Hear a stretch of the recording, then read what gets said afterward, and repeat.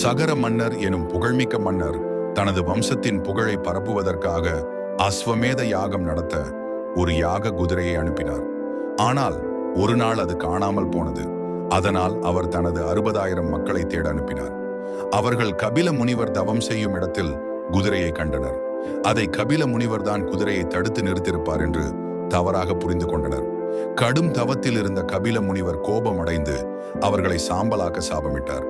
சகர மன்னர் கபில முனிவரிடம் மக்களின் ஆத்மா விடுதலை அடைய சாப விமோசனம் கேட்டார். அதற்கு முனிவர் கங்கை பூமிக்கு வந்து அந்த புனித நீரில் சாம்பலை கழுவினால் மட்டுமே அவர்கள் மோட்சமடைவார்கள் என்றார். இதனால் சகர மன்னரின் வம்சாவழியான பகீரதன் கடும் தவம் செய்து பிரம்மாவின் அருளை பெற்றார். பிரம்மா, கங்கை பூமிக்கு செல்லலாம், ஆனால் கங்கையின் வேகத்தால் பூமி அழியலாம் என எச்சரித்தார். பகீரதன் சிவபெருமானிடம் தவம் செய்து உதவி கேட்டார். சிவன் கங்கையின் வேகத்தால் பூமி அழிவதை தடுக்க தன் ஜடையில் கங்கையை தாங்கி பின்னர் வெளியேற்றினார்.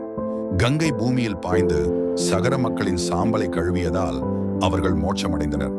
இதனால் கங்கை புனித நதியாக மாறி மனிதர்களின் பாவங்களை நீக்கும் தூய்மையான நீராக விளங்கிறது.